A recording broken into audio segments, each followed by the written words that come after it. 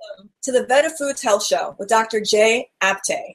And today we're going to be talking about grains. What grains are good for you, why it's important to eat grains that have fiber in it, and why it's so important to eat grains that are more on the low glycemic index so we can keep our sugar balanced. So welcome, Dr. J. Thank you, Carly. I always feel excited during this show. I know, I do too. I get so excited about our topics. I get very passionate. So there's a lot of miscommunication and misunderstanding about grains. And so I'd like today to discuss that. And so first thing I'd like to ask you, because this is a huge topic, what is Ayurvedic's thoughts, if you will, on gluten-free? Okay, so mainly gluten is the protein in some of the grains, especially the wheat. Okay, but people around the world are eating wheat for so many years, and they were consuming also this gluten, which is kind of the protein in the wheat, which is good for the body. But what happens because of the GMOs and all, they have increased the proportion of that protein in the wheat, and that's why it is kind of in multiples of protein in the wheat, which people cannot digest. Many times people always complain about this gluten has become the cause of many problems, health issues and all that. And now everybody is talking about gluten free. But not everybody should be gluten free at all, because gluten also is a good protein in the grain. We are always looking for all the grains which are having complex carb and some protein and some vitamins and minerals in it. So more of these nutrients food has or any grain has, it is good for our body. So this is kind of always a misconception that everybody should be eating a gluten-free diet. What I think, it is kind of the wave, and within like few months or years you will start seeing that no, we are blaming gluten a whole lot, and people are actually, the research and the reports are coming out that gluten is not the culprit in most of the diseases. So I'm glad you brought that up, because the more research I've done, it actually says that people only should be on gluten-free if they have celiac disease, because those people really have an issue. However, the majority of people don't understand, like you said, the GMO products and what's happening with the wheat. And so I think we just need to be more observant of the products that we buy. Are they non-GMO? And the other thing, I'd love to just put this in here because it's so important. A lot of people buy gluten-free and don't read the ingredients. And if you look at the ingredients of gluten-free products, most of them are not pure products. There's, there's tons of hidden sugars, a lot of rice, which is very high glycemic, not low glycemic. And so the reality is people are eating to release weight, right, if you will, reduce their calories. However, they're really getting potato starch. They're getting a lot of non-healthy ingredients in their gluten-free, unless they read the ingredients and find a high quality, clean quality gluten-free product. It is very important to know all this information, because people just go for the label. It's like a fat-free. It is gluten-free. And if it is gluten-free, it is good for me. But they should be reading all what goes in actually those foods, because they have to have something in it, in those food contains. And when you say gluten-free, then there are some, as you mentioned to me, the rice or any bleached products and all those flours are there which are not good for the body. So people really have to read the ingredients and really have to see what actually goes in the package. That is very important. So now I'd like to get to grains. And I'd like to separate grains, meaning I'd love for you to give us a list of grains that are more highly beneficial, that may be more low glycemic, and also have fiber. And before we even get there, because I know we're going to be discussing fiber, can you explain what the difference is between soluble fiber and unsoluble fiber? Because we're still going to be talking about fibers, a lot of people know about that as well. Okay, so let's talk first about the grain, the whole grain. It is very important that people should be consuming more whole grain and not just the processed flours and all. Because what happens in the processing, They remove all the bran, they remove all the fiber, they remove all the nutrients, even vitamins and minerals. And what you get is just a processed flour, which is not very healthy for your body because you're throwing all the good stuff in the trash. And that's why eating whole grain is very, very important. Let me also tell you why processing is so bad. For example, Carly, if you're eating like a whole apple and you're chewing that apple and you're noticing the texture and you're enjoying the sweetness of that apple and you know the flavor and the juiciness and all that, so your digestion actually starts in the mouth and that one whole apple will kind of fill you up for a long period of time. Along with it, also you are eating some fiber, and that will kind of slow down your digestion. But when you're drinking like a juice, fruit juice, for example, there are a lot of added sugars in it. Your body doesn't have to digest because it is already broken down into the tiniest of the particles. So it just rises your blood sugar very quickly and it spikes your blood sugar. So all that processing is not good. Your digestive system has to do all the processing. It's very important. So you eat all those whole grains and let your body digest because all your digestive enzymes are so powerful that they will digest all these good stuff, all the nutrients and the vitamins and minerals and all those things, and it will nourish your body. And main important thing is they will slowly are digested, so your blood sugar rises very gently. It doesn't spike up, and that is the problem with most of the processed foods. Then the second question you asked me about talking about insoluble fiber and soluble fiber. First thing, insoluble or soluble fiber is very important for our body because you may feel that if body doesn't digest it, why do we need that fiber if it is insoluble? But it gives like a good girth for our toxins or the waste to remove from the body. So people who eat very processed food, they many times suffer from constipation, where all the waste are not removed from the body. So the insoluble fiber, which our digestive enzymes cannot digest that fiber, that insoluble fiber gives the bulk to our stools, and along with that fiber, it removes all the toxins from the body, which is very, very important. And since we are talking about removing this waste, people have to have good bowel movement at least once a day, not once in a week. Because people always think that, yeah, I go once a week, it is good habit. It's not. Like we eat every day, we have to eliminate every day too. And then only your body is going to be in the healthy state.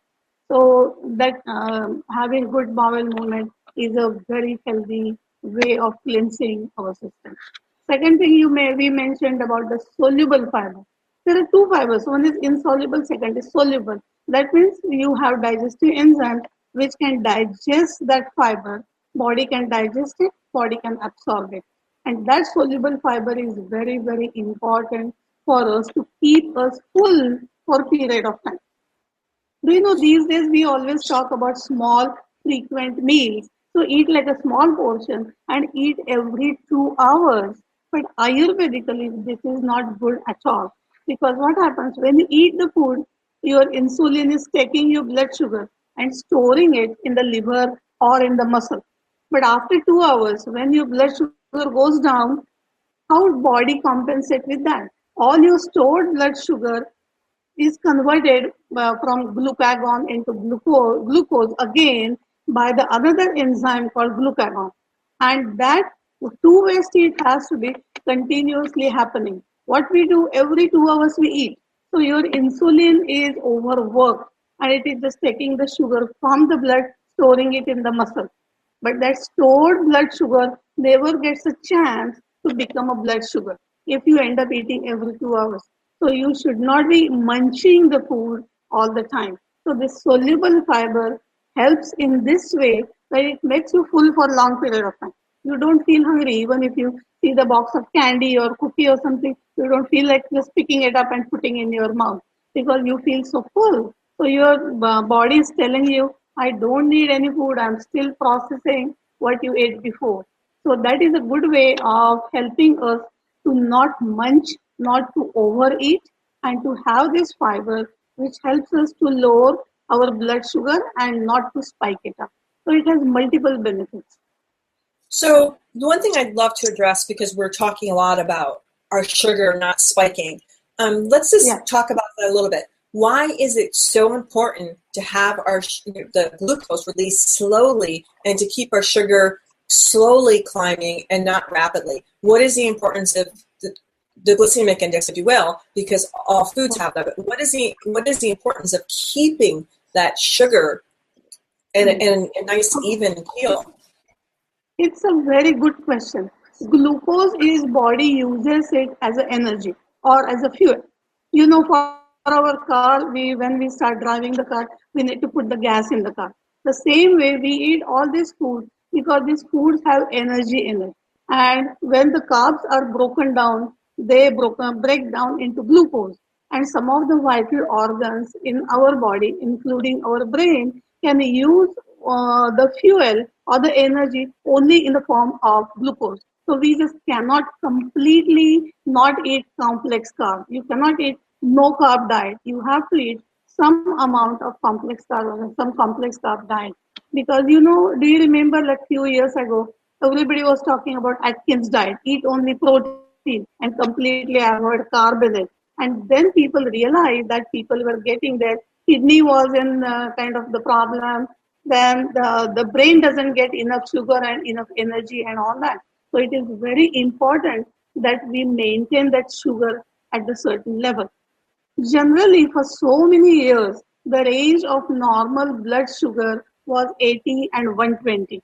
But these days, because the obesity rate is increasing, they are lowering the normal range to between 80 and 100. And they are labeling people having blood sugar between 100 and 120 as a pre-diabetic. But actually, if you can maintain your blood sugar between 80 and 120, you are good because body uses sugar as an energy. But second thing, if your blood sugar rises beyond 120, suppose it goes to 170, 200, 500 and all that, so your blood becomes like a sugar syrup. Okay, it becomes very thick. And we have these tiniest of the capillaries supplying the blood to the fingertips, tip of our nose, to our eyes, to our kidneys. So when these arteries become so narrow, they become capillaries, then that thick blood with sugar syrup cannot flow through those tiniest of the capillaries. Then what is the end result? All those things, your fingertips, your toes, do not get enough blood. They do not get enough nutrients. Same thing with happens people who have diabetes, their vision deteriorates. They have kidney issues and all that because kidneys stop functioning, your vision becomes weak, your toes and fingers do not get enough blood. That's why sometimes people get gangrene and they need to amputate their fingers or their toes or sometimes even their feet. So it is very important that there has to be the normal or perfect range of blood sugar in your blood sugar in the blood because body needs energy it given in the form of sugar, but it should not be too high. It should not be too low either because sometimes people take these insulin injections and the sugar goes very very low and they become hypoglycemic and that also causes the problem. So it is very important to maintain that golden range of your blood sugar, not to increase it and not to decrease it. And that's why it depends on us what we eat, what kind of foods we put in our system. Is it very processed or is it the whole grain? Does it have more of the fiber, soluble fiber and all that? So there are so much kind of goals in the nutrition education which is benefiting our health. So we're talking a little bit about sugar, and then we're going to get back to grains. I know you and I could talk forever. I know, obviously, when we drink juice, it's just pure sugar, and our things skyrocket. And then I know when we eat a whole fruit, your sugar slowly goes up because, like you said, there's the fiber in it. There's, it's a whole fruit. What I would like to ask, because this is another common question, because we're talking also, obviously, about digestion and our enzymes. Some people believe that if you mixed fruit with carbs, I'm saying, because obviously fruit, and that's the other thing people need to understand. Fruit, when you digest it, turns into a carb, so that's important to know. However, a lot of people think mixing fruits, because it digests so quickly and differently, if we mix that, for example, with our rich whole grain meal, that causes misdigestion issues. What is your thoughts on combining fruits with your food, or should they be eaten separately? Okay. Ayurvedically, food should not be eaten with the meals or with your other foods. So fruit you can eat as a snack. Generally, Ayurvedically, we recommend 3 meals: light breakfast, good lunch, and light dinner. And those are the 3 meals. And you can see the beauty or the knowledge about that every meal is separated by 5 to 6 hours. You should be eating breakfast in the morning around 7 to 8 o'clock. Your lunch should be between noon and 1. Your dinner should be around 6 o'clock in the evening and all. So there are 5 to 6 hours in between meals. And hey, Carly, do you know how much time does it take to digest, to pass the food through your whole digestive system? About 5 to 6 hours. And that's why it is very important to eat only those 3 meals. And in between, you can eat a fruit. Because fruit doesn't need, because it is mainly the sweet, so it doesn't need so much energy, so many digestive enzymes. So you should not be combining fruit with your breakfast or your lunch or dinner. And see, I'm glad you said that, because there's so much miscommunication about that. And as you and I know fruit takes very little less time. It doesn't take 5 to 6 hours to digest a fruit. Therefore, you can do your 3 meals. And if you do get hungry, you can eat your fruit. Here's the thing people need to remember. When you eat a whole fruit, like when I eat an apple, I mean, it fills you right up, because that whole apple does have the fiber and everything. And like your separate carb meal, which we're going to talk about, the grains, does fill you up. That whole apple or that whole piece of fruit, not juice, the whole fruit really does fill you. So now let's get back to, everything's kind of, intertwined here. So I wanted to address those questions because they're important. Let's talk about now grains. For example, white rice versus brown rice, and like barley. Why is and there's so many other amazing grains. There's quinoa and kamut and amaranth, and let's address like which ones are more low glycemic and which ones are a better balanced meal. Obviously, we're talking apples and oranges here. However, there are some that really aren't good for you. So let's get into the grains. Okay. So since we are slowly kind of talking mainly because we are creating, VedaFoods are all about diabetic friendly foods, or they are ideal for sugar conscious people. So in VedaFoods, mainly we have added the grain. Main theme is the barley. And I will tell you the benefits of barley, because barley, the first thing, it has the lowest glycemic index. Second thing, and we talked about lowest glycemic index because glycemic index from 0 to 55 is considered kind of low glycemic index. And that rises your blood sugar very gently, which is ideal for diabetic people.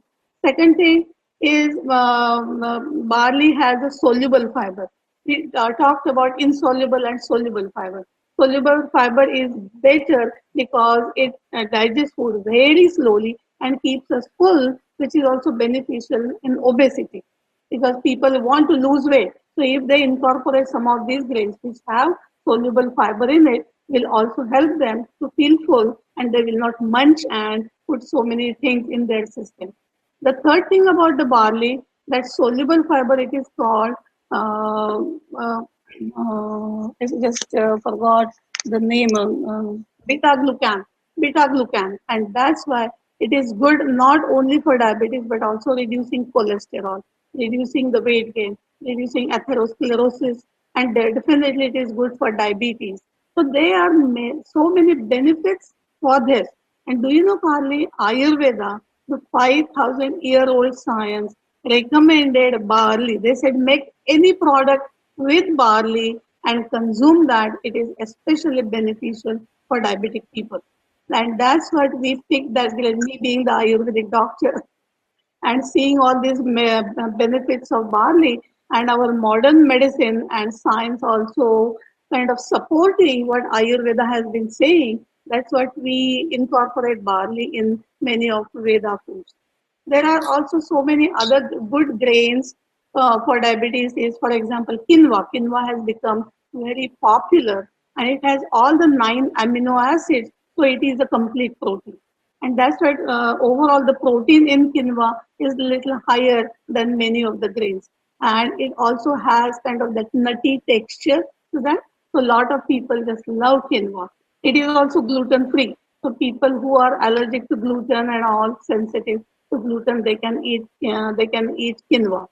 Another good herb for the grain, good for that is buckwheat and amaranth, and there is one more called finger millet. Millet, amaranth are coming back again because people are searching for different grains. And all these grains are high in protein, high in minerals, and all that, so they're beneficial for our health. Ayurveda also has described one more grain. One more grain, it is called ragi, and that ragi is a part of millet, but it is called finger millet. And ragi is excellent for diabetes. It is the best and richest source of natural calcium and minerals, which is beneficial for osteoporosis and osteopenia and people having any bone related problems. So ragi is good to lose weight, ragi is good for diabetes, ragi is good for calcium support, ragi is good for minerals and all that. So all these natural grains are so rich and they provide energy to the body, and they also help us to digest food slowly, so they're beneficial in diabetes and doesn't spike up your blood sugar. So I can't wait to do the blog post on this show because there's going to be so many rich nuggets of information in there. Like, for example, you just told me a new grain I did not know, which is the one you just mentioned, the one that's a part of millet.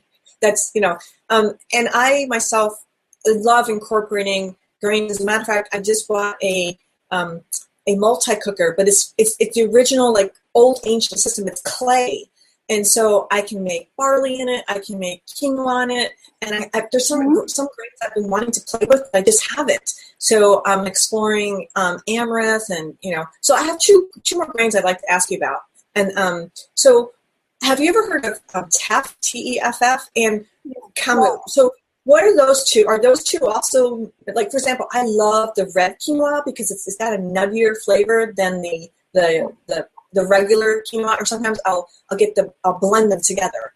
And I love barley, and I think barley is the great, by the way, for me anyway, what I'll do is I make different batches of things, and I don't put any flavoring in them right away. So that way I can change the flavor. So like in the morning, I love doing grains in the morning. So I'll do barley in the morning, or, quinoa. And if you add cinnamon or, cinnamon in those grains are fabulous for a morning breakfast. So if anyone's, tired of oatmeal, and I do want to ask you about oatmeal because we talked about 3 solid meals in Ayurveda, and oatmeal, oat brands are considered something that have soluble, have the fibers and are supposed to, keep you full. So, but let's get back to grains, and then I do want to address quality grains for breakfast, because I will use the quinoa and barley for breakfast, and a lot of people don't think of grains as a substitution of oatmeal every day, for example. So, what are some benefits or qualities of teff and kamut? Okay, kamut, I need to just do some research on that. I'm not very familiar about that. But teff, I definitely know. And have you been to any Ethiopian restaurant? Because they make like those very soft flat breads called injiras, and that is mainly made of teff. And teff also is a gluten-free grain, so that is very beneficial for a lot of people who are allergic to gluten. And also it has a lot of minerals and vitamins in it. So it is also very rich grain. So people, you can incorporate in your daily routine. Generally, grains take about like 20 to 30 minutes to cook. So it is slow process, and hardly many times what happens, people don't have time, especially in the morning. They have to rush to their work and all that. So they always feel like, why do I have to work so hard and I don't have half an hour to just sit and cook all my grains. But if they plan ahead of time, and that is the beauty about Veda food, because in Veda food we have kept the whole grain, but it is in the kind of coarse grain in it. That's why it cooks very easily. Literally, Veda foods can be cooked within 5 to 7 minutes. And when you are eating freshly food, it is like life energy and prana and all that. And me being the Ayurvedic doctor, I know the secret of adding the right amount and the thing of all the six tastes in the food. So it's not only the black pepper, it's not only cinnamon or not only sugar, but it has the combination of all those six tastes and they are very balancing to the body. So the food becomes very delicious and tasty and very low in calorie and nourishing you and keeping your blood sugar in normal limits and all that. So what else do you want? Oh, I'm really excited. And next episode, we are definitely going to talk about specifically the VedaFoods line of barley products that have coming out. So I'm really excited about that. I just really want to talk about an overall grains because everybody's confused. And I think also we'll probably do a small segment on gluten-free because I knew about quinoa, but I didn't know anything about teff. So I think it'd be really good to give people some Ayurvedic tips and tools on what grains and foods would be really good for them, that are the people that are genuinely gluten-free. So I would love also now to get people to talk about the importance of 3 meals. What are some, I just want to say one more thing. With modern technology too, people are saying, like you said, I don't have time. There's technology, the slow cookers or the timers where you put, like you soak the beans or whatever it is overnight and then you set it to go on at, 5 in the morning or 6 in the morning. So for me, I don't really buy the excuse anymore that people don't have time because if you really want to work at your health, there's always a way. Never ever give up, and there's always a way if you really want to take charge of your health. And I am super excited that your product is coming out because it does only take 5 minutes for those people that really are just beyond busy. But I do encourage people also to look into these clay, just get creative and find ways of, working on your health. I always tell people to use all these new gadgets because they make our life so much easier. For example, a rice cooker. Just add your ingredients, add water and oil, and just don't even look at it within 10-15 minutes. Delicious food is ready for you to consume, and your whole house will be full of that aroma. So instead of eating all that canned food and processed foods and frozen foods and all, people should be thinking about all these things. Even this rice cooker has come up with a timer. So you set the time, start the cooker at 5:30 or 6 o'clock in the evening. So by the time you reach home, a delicious fresh food is ready for you to consume. So it is not that difficult, but first thing you have to have that thought that I want to eat fresh food. I want to eat nutritious food because you are what you eat and what you digest. So every time you see when you have expensive car and it says super unleaded gasoline only, and you make sure that you pay like more money to fill your car with the super unleaded gasoline, right? So you take good care of yourself, but what about you? So don't put all that junk food and processed food and canned food in your system because that food is becoming you. Carly, one time I heard it's kind of the puzzle.